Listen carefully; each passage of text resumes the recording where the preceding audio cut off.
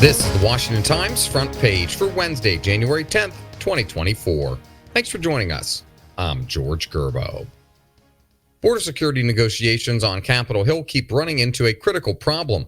Republicans don't trust the Biden administration to follow through with any tough measures.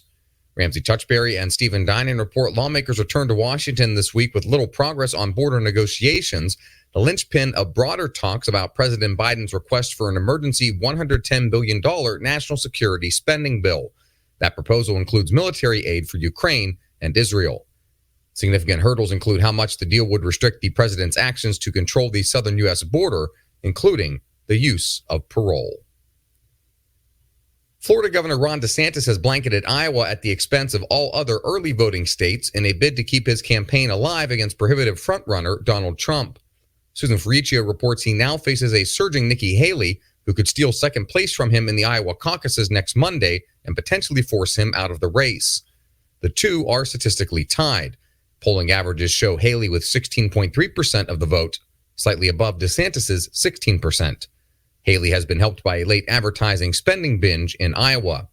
In the Republican presidential debate Wednesday, DeSantis is poised to attack Haley on a handful of issues that he hopes will diminish her in the eyes of Iowa voters and help him remain the leading alternative. Federal appeals court judges were skeptical of former President Trump's claim of absolute presidential immunity from charges that he conspired against the U.S. in an attempt to overturn the 2020 election. Tom Howe reports a three-judge panel of the U.S. Circuit Court of Appeals for the District of Columbia questioned attorney Dean Sauer's claim that the nation's founders thought a president would have to be impeached and convicted by Congress before facing criminal prosecution.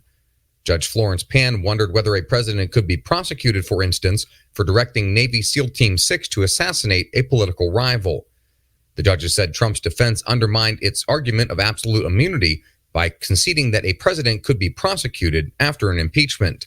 They also wondered whether it should decide the issue or return it to a trial court, which ruled against Trump. Despite what critics say are mounting danger signs, the Pentagon insists that conflict with China is neither imminent nor inevitable. Bill Gertz reports an open-source analysis of war preparation measures indicates a conflict with China may not be imminent, but indicators that war can be avoided indefinitely are more obscure. CIA Director William Burns said the Chinese military has doubts about a successful invasion of Taiwan. Still, he warned in a recent speech that the risks of conflict are likely to grow the further out you get into this decade. The assurances are increasingly tough to sell to many in Congress. House Armed Services Committee Chairman Mike Rogers said U.S. military commanders and intelligence officials warned that Chinese military forces are getting ready for action as soon as 2027.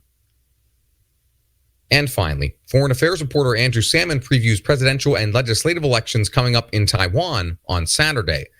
Taiwanese voters in the combined election will choose a new president and the 113 members of its legislature. Find all of today's front page stories at WashingtonTimes.com/front page or on the Washington Times app, and find us wherever you get your podcasts. Just search Washington Times in your favorite podcast app. You can also find us on social media at Wash Times for breaking news, sports, commentary, and more. For the Washington Times, I'm George Gerbo.